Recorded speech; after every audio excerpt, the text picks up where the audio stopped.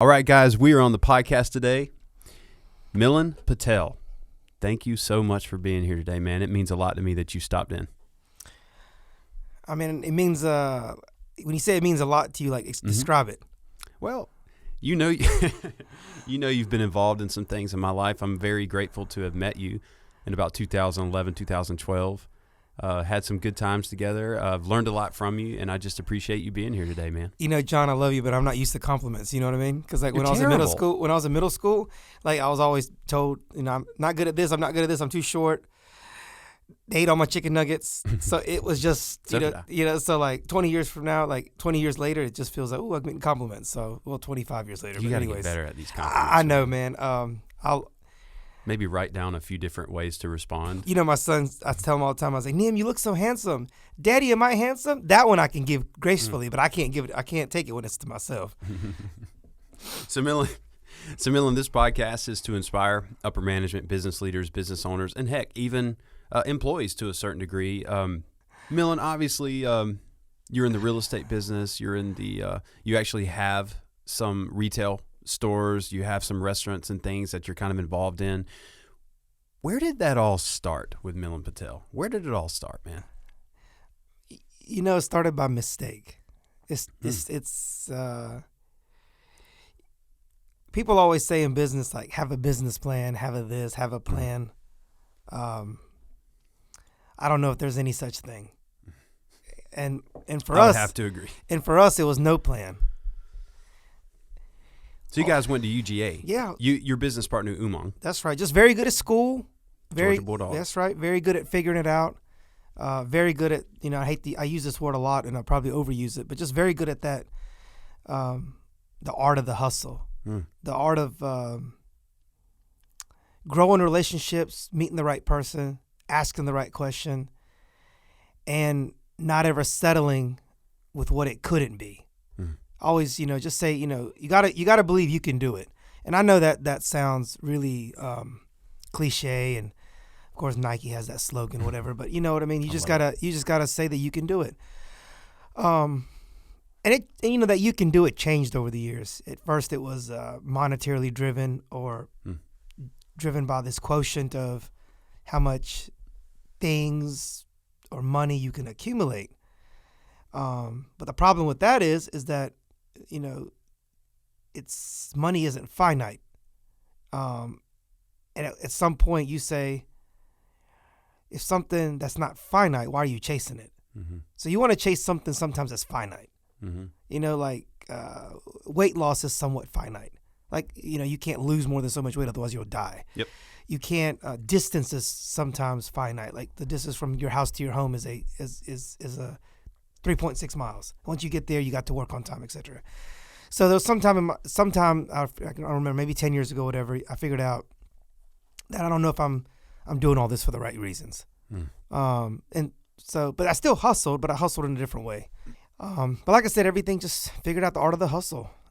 Figured out we could do it. So what motivated you to really kind of, or what shaped you to become an entrepreneur early on? Did you kind of know? Did you sort of have a feeling that there were things like, was your vision pretty early? No, so it's actually ironic. So I didn't live in my first house till I was 23. So my dream was always just to be a homeowner. It was nothing else. My subliminal message about the American dream will always be homeownership. That's what I believe, because I didn't have my first home till I was 23. Mm-hmm. So we grew up in a little non-conventional way.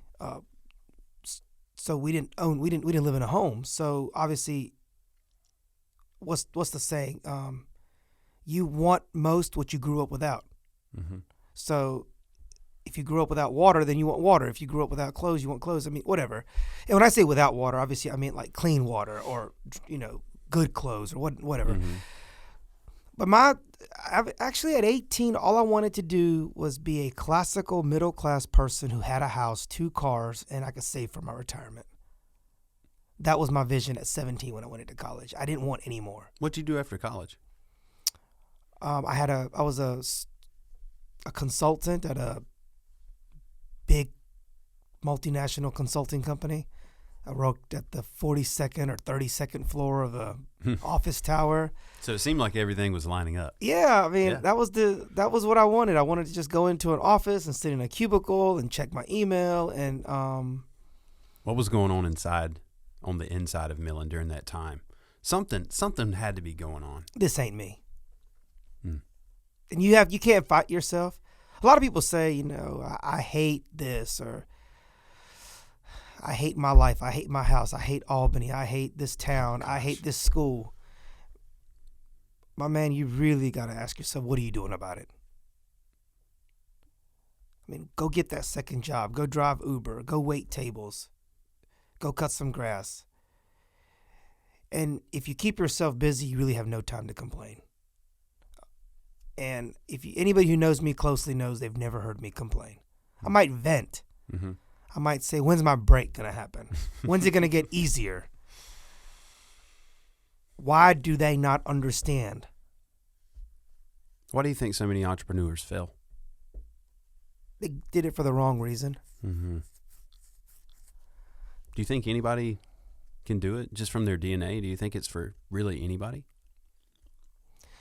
It's misalignment, right? Like, if you're doing it for the money and then the struggle hits you, then you give up. Mm-hmm. They used to have a question when we grew up. Remember, they used to ask you, our generation, they would say, what do you want to be when you grow up? Yeah. Right? What was yours when you were a kid? What would you say? Race car driver. Really? Yes. Mine was a preacher and a karate man. See? And there's no money in any of that. But that's what you wanted to be when you grow up. Depends on what preacher you are. Go ahead. And I think today the question has to be, if you were going to ask the youth, it's, what do you see wrong in the world? And what are you going to do to fix it? And I think that is what this next generation question will be. And who knows what it's going to be in the next generation. Mm-hmm. It might be, how are you going to survive? It might be something different. It might be, when are you moving to Antarctica? I mean, it could be so many different things. Or Mars. Or Mars, that's right. Mm-hmm. But our generation, it was always, what do you want to be when you grow up? Mm-hmm. It was this very definitive, absolute question that was asked to the youth about, what do you want to be? And if you think about it, the options were somewhat limited, right? Because, so you could say teacher, you could say law enforcement, you could say engineer, doctor, lawyer, you could say, but no one said, well, I'm going to invent this thing called Facebook, or I'm going to invent this thing called Instagram, or I'm going to invent this thing called a podcast, or I'm going to, it was all very classical in its nature. And ironically, a lot of those professions may actually be obsolete, or they may very drastically change. I mean, look at our country right now. We have a shortage in nurses, teachers.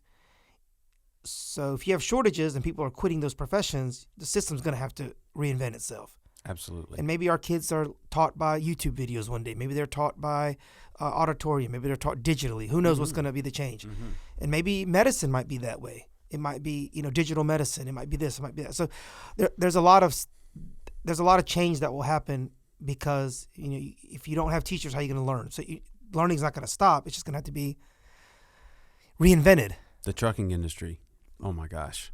Like finding truck drivers. Look at that. Oh man, it's tough. Yeah, it's look at really that. Tough. And it pays well. But you got to ask yourself, does this generation who barely wants a driver's license, which is crazy. I couldn't wait to get a driver's license when I was 13. My dad took me to the Walmart parking lot at 12 o'clock at night and said, go up and down these aisles. It was such a dream to sit in a car in the driver's seat.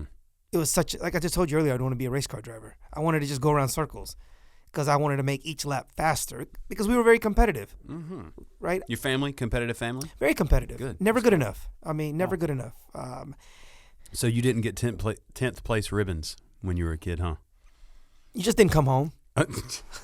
Which is crazy, because our generation, for the most part, I guess maybe the majority, the parents were, they were soft. Oh. I mean, they gave out 10th place ribbons, and what has that potentially done to the mindset of our generation? In a weak way, it's saying your best is good enough, but it's relative. Your best is only good enough if you tried your best. Obviously, you had amazing parents. You had really great parents who were there, and they motivated you, right, to be the best Milan you could possibly be. Would you agree with that? Absolutely. Awesome. So after college, you go and you do some consulting, and what next, man? When did you get into owning and running your own businesses? So everybody has something that accelerates them. Mm-hmm. Mine was a very bad boss. So having a very bad boss was the best thing that could have ever happened. Mm-hmm. And when I say a bad boss, someone who, legally you can't hit me or nothing, but you can make my life miserable by the way you think. And she just made my life miserable. A very contrarian woman, very young, just didn't align with what I thought life was about. Mm-hmm. And I don't want to get into all that, but ultimately, if I like black coffee and you like red coffee, there's something wrong with you, because what did you put in your coffee to make it red? So if I don't align with that, then I have to keep moving. So ultimately, I started itching that what can I do? What can I do? And always kind of had one leg in and one leg out. Mm-hmm. Kind of like, like when you're crossing states and they got this little thing that says, oh, but if you put your foot here and bend over, you're in 3 states at once. I kind of always was like that. So, and that's not saying that was fair, because my 50% somewhere was still everybody else's 100. So I still did well, but I knew in my heart and my mind that it wasn't good enough for me. Mm-hmm. So I said, let me go try something. And then when I tried something, I literally made up my mind in 24 hours that, okay, I'll move. I'll pick up my life. Where'd you go? I came to Albany. And didn't know nothing about what I was doing here. Going back to entrepreneurship, and for people who are in upper management, do you think judgment can be a bad thing? If you're in management, right, Mm-hmm. you have this self-perceived power. Yes. What are you going to do with that power? You want power so you can tell someone what to do? Right. You want power so they can bring you a cup of coffee? Mm-hmm. Or do you want power because you want to affect change in a good way for everyone? So now we're talking about intent. That's right, intent. What's your they always say the richest person in the world is Jeff Bezos. He's worth $127 billion, but unofficially it's actually Vladimir Putin. They say he's probably worth $300 billion. But obviously, if you can nationalize every single company in your country and then gain $50 in net wealth, yes, you're worth a lot. But you have to ask yourself, what are you doing it for? Mm-hmm. Is he sharing it? Is he making himself the most powerful person in the world, that one day his kids are powerful? So for my unique power, do I want to hurt 100 million? And if that's yes, then do your thing. Mm-hmm. But you have to ask yourself what your intention is. Like, look at people like Bill Gates, who use their own money to make change for the world. Unbelievable. And that's what it should be about. Like, I don't think he cares. He's not ever in the news. He's not in the Wall Street front page. He's not this and that. But man, the good that he does is unreal.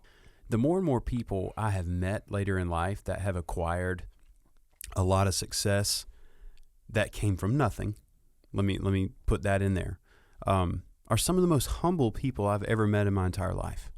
It's hard for someone, not everyone, but for someone that came from nothing, that has, $100, $200 million company with hundreds and hundreds of employees, the impact that those individuals can make on our society is unbelievable, And so I've actually had a change of perspective towards individuals like that myself later in life. So everybody, you got to ask yourself, how do you give everybody a chance?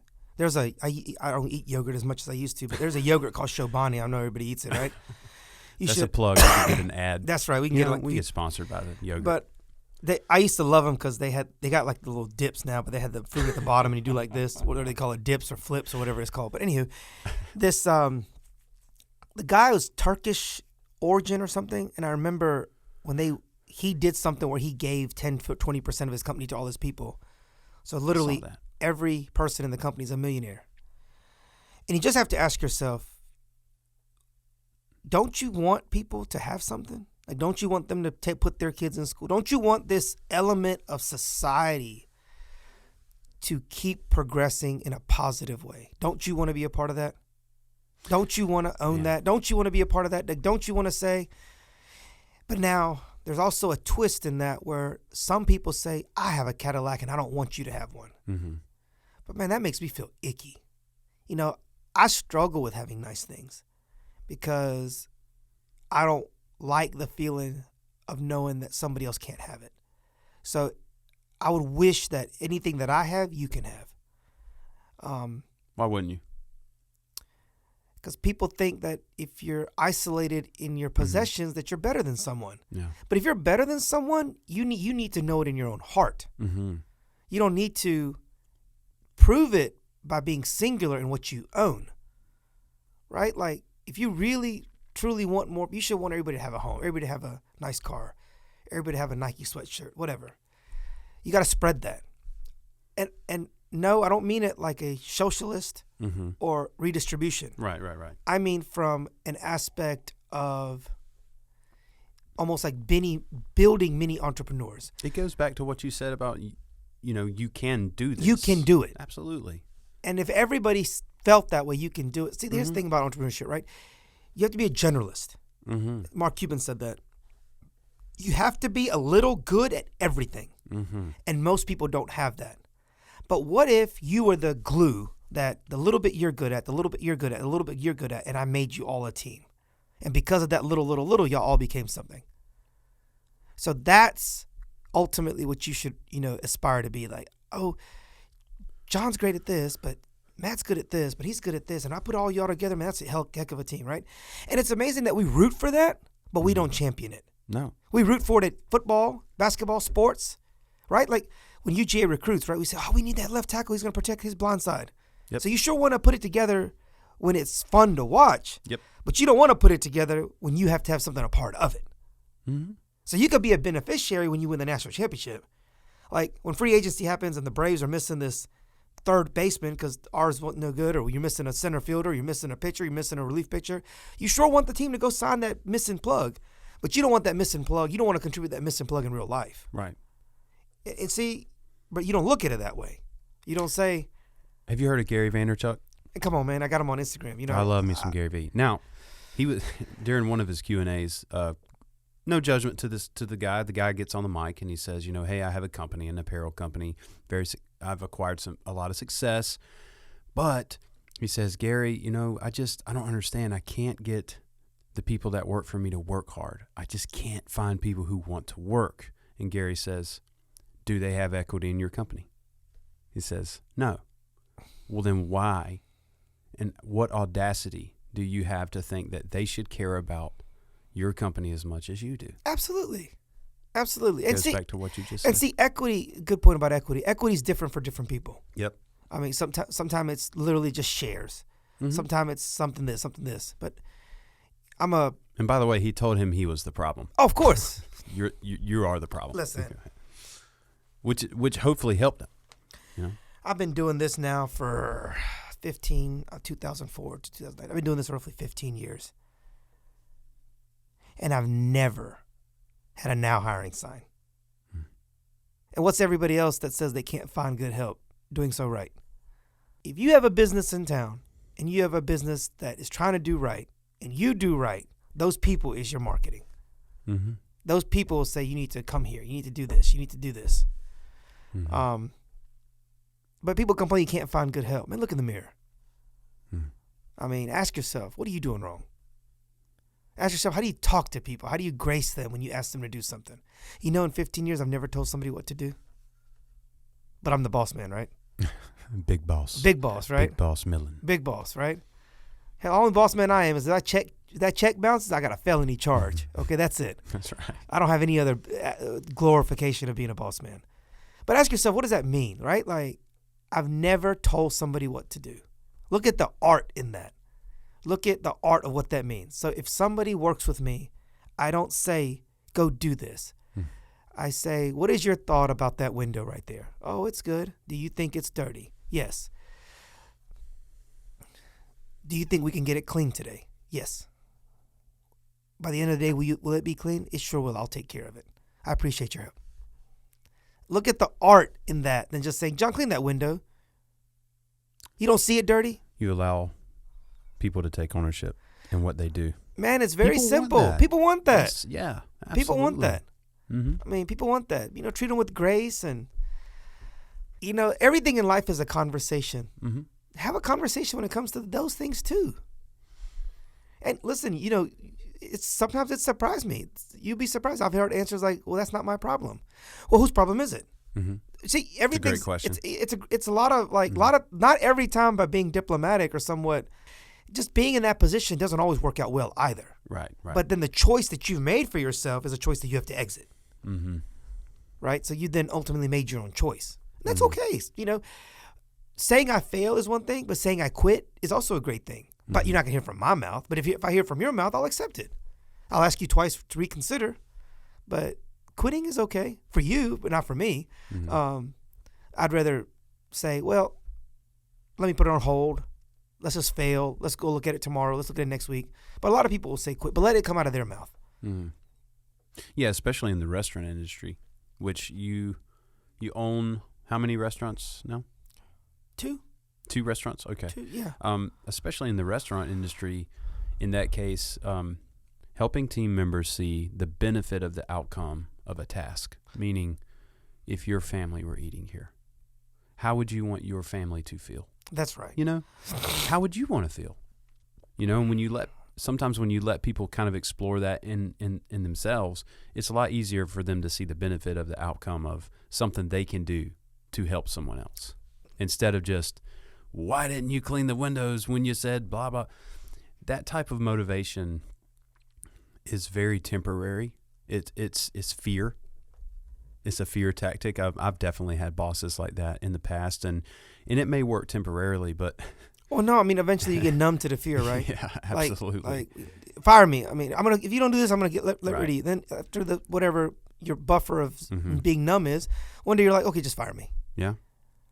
Because at that point you've already accepted all the different scenarios of being fired, right? You've accepted what will I do? What's my A? What's my B? What's my C? But that's not a way to. You don't want to live your life in fear, man. No, and I actually had a boss like you were talking about earlier, and for the longest time, I judged her for how she treated me, but I realized I was so at fault as well. There were so many things that I could have done differently, especially just attitude. If I would have had a different attitude, and there was a way I could have handled that a lot better as an employee. But you learned, right? I mean, I learned too. Yes, absolutely. I learned every day. I mean, I self-reflect all the time. But one thing you're not going to hear out of my mouth is, I can't, I won't, I'm depressed. Not everything in my life goes great, but it's all how you process it. Man, even going back to the business plan, so many people, I've done this. This is why I know. So many people, they say, I'm going for it. I'm going to be an entrepreneur. I'm going to start this company. I have this great idea. And they sit there for months on this business plan. They get all their projections right. They're like, oh yeah. Can we, if we meet with 10 people, can we sell 2? Are we still okay? Are we going to, break even analysis, all these things. And right when they push into the marketplace, all of those plans come tumbling down. So the 90%, it's like, oh, all of this was wrong. How do people allow the marketplace to speak quicker to them to avoid more failure? Because it's the marketplace doesn't lie. It's actually interesting, right? Like I'm not gonna go against classical business where like business plan and all that. Sure. But the greatest things come when it's not a plan. Mm-hmm. You're all of a sudden you're doing it and you're like you're listening, you're doing it. You're like, man, I made some money doing this. Mm-hmm. Let me do it twice. Let me do it all day. Let me do it all weekend. Let me quit my job and do it. And it goes back to that whole thing like, are you feeling a need? Mm-hmm. Are you solving a community or road or society's issue? How many times do you look on social media where people are struggling to find childcare or to find this? Like, what is it telling you? I'm not telling you that everybody opens a daycare. I'm just giving you an example. It's there. It's right in front of you what we need. Mm-hmm. But instead of that, everybody wants to be in the club business, or everybody wants to open this, or everybody wants to open something incredibly sexy, or something that, if I own this. I'm in the retail business, and people think like being in distilled spirits or for the street word owning a liquor store is so cool. Right. But it's not. I mean, it's not cool. I mean, how's it cool? You got $500,000 of stock sitting in your store. It's like having $500,000 on this table right now. So when you walk out that door, you're gonna feel great about it, right? Right. You're not gonna worry, right? I mean, so it's not a cool business. It is a business that's extremely risky. It has a lot of wealth sitting at one time. Mm-hmm. You have to carry large amounts of insurance because if there a fire ever happened, you'd have like literally an oil mine burning. I mean, but look at what society thinks. It's the coolest business ever. I enjoy selling a product that people use to celebrate. Mm-hmm. I also have to be responsible enough that a lot of people use it as medicine. And I can't control that, but I have to do it responsibly. And I don't want people to use it as medicine. Right. I want people to use it as celebration and unity and bringing people together for a football game or a birthday or a wedding or whatever. But you're not 100% successful in it. I've been really interested in, I definitely, I own a marketing company, and, from the outside, we've interviewed some individuals, and I've seen people come into this type of industry thinking that we're going to sit around, we're going to drink coffee, we're going to come up with ideas, it's going to be fun. And in the client service business is really, really difficult because of subjection. Right. And I don't think a lot of people realize how much humility, and I certainly have not had enough humility. I need to have more, but the humility it takes. I've been really interested in a lot of of the tradesmen, the guys out there pressure washing, the guys out there. I have had so much interest. My brother-in-law does it. I've had a call the other day from a friend that wants to start a fabrication shop. So many people are shying away from those types of industries, and they're a gold mine. Man, let me tell you, services in that regard is the next gold. Yep. Because not to take anything away from this business, but your business is an art. Mm-hmm. And if you're not connecting people successfully, your art is worth nothing. That's right. Right? Mm-hmm. That's the thing about art. Art's worth $2 or $100 million. There's no middle. Mm-hmm. So same thing with services. At least it's scientific. Yep. You have to know how to fix a pipe or, bring service or circuits to electricity. It's good supply and demand. It's a very good supply and demand. So and that's why a little bit I'm a pretty average tradesman. Mm-hmm. I learned it because I got tired of becoming a victim of being taken advantage of, right? So as someone who is in business, sometimes you pay the tax. So you pay you pay the rich man's tax or whatever it's called, right? So your price goes up because your perception of paying for it goes up. Oh yeah. So you don't want the price to go up. You want the price to be fair. So we're not trying to pay less. We certainly don't want to pay more. Right. But that didn't come because I went to school. Right. It came from I got tired of being taken advantage of. Mm-hmm. To kind of close this out, I've got one more question for you, for our audience. Whether they're, like I said, entrepreneur, upper management, whatever. What words of advice could you give at this point in your life to people who are in leadership roles in general? What's some advice you could give to these people? If you think about it, man, everybody's in a type of leadership role, right? Everybody manages something. And at the core, you manage yourself. So you're leading yourself. So I don't know if there's any advice I can give a leader, but I could just say, just know why you're doing something. Mm-hmm. Know what your purpose is. And I probably didn't do a great job of answering that question, but going back to what you said about humility, man, ask yourself, look, I went to Lee County High School the other day and I gave a little career day, not really career day, but I don't know what you call it, a career day, a speech or a marketing class. And can you believe everyone that wanted money? I told everybody in the class, I said, if I gave you $1 million, what would you do with it? And nobody answered the question. So someone would say, I'd buy shoes. What kind of shoes? Jordans. You don't need $1 million. How many would you buy? 3. You don't need $1 million. One kid said, I want to invest it. How would you invest it? And they didn't know. So it's amazing, right? We all say we want $1 million, but we don't even know how to use it. Mm-hmm. What does that tell you? You don't even know what you want to do with it. Right. And that's why when you have it, you're miserable, or you lose it, or you don't manage it well, or people bring you down with them. So my advice, to anything about leadership would just be, know why you want to do it. And if you want to be filthy rich, that's what it is. So, it's amazing. Like when you see on social media, I follow Gary Vee, right? You take an Instagram picture that you're at a nice restaurant. to prove to people who don't care about you that you're at a nice restaurant. Mm-hmm. You don't even like them. You don't even like them. And you wouldn't even share anything on that meal with that next person, and that person would with you. So why not just share the moment? Why not eat that meal and know that what a blessing you have to be here at this time and to be able to afford it? You know, I say that all the time. When I'm in a great place, I tell the person next to me, I can't even believe I'm here today. Who would have thought I could afford this steakhouse or this seafood house or this hotel? You know, I soak it in every single time. I say it like every time I've been to a nice hotel, nice restaurant, I say, I can't believe I'm here today. I can't believe that I can afford a meal that costs me $10 a drink and $30 a meal. I can't believe that I'm going to write a $250 ticket for this meal for 4 people. Right? So it really goes down to why are you doing this? What drives you? And if it is money, then you better know what you're going to do with the money. And that's why the people who get this new house that they can't afford afterwards, because they didn't even know what they wanted to do with it. They just bought it for whatever. So humility, like if there's any one trait that I admire, is humbleness and humility. Even I struggled answering a couple of your questions. Get that drive. It doesn't have to be money. Money can be it, but you better know how to use it. Everybody that I know that works for money doesn't know what to do with it. It'd be better if you just said, man, I want a Ferrari. And I want it so all the women look at me. That don't mean that she'll date you. Right. She'll just look at you. Yeah. She'll probably tell her friends, that fool. She'll get tired of the Ferrari. Yeah, she'll get tired of the Ferrari. You know, I mean, it's a very good story. There was an article in Business Insider about a month ago.